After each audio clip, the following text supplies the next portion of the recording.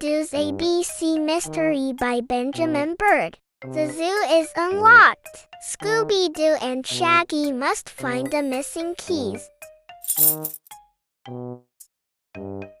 Did you take the keys? They ask alligator, bear, camel, and duck. Scooby spots elephant, fox, and giraffe. None of them took the keys. Shaggy asks hippo, iguana, and jaguar, while Scooby checks out kangaroo. Scooby asks a lion, who lets out a roar. The monkeys simply say, ooh, ooh. What about newt, octopus, or penguin? No, they don't have any keys.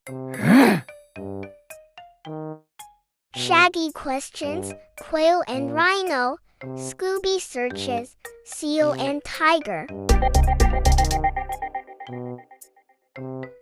Uriel, vulture, and walrus point at Xenops. It wasn't me, he chirps.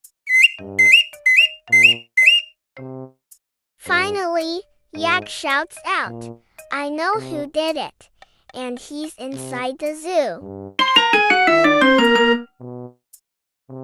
Zoinks! It's Zebra, cries Shaggy. Row, says his friend Scooby-Doo.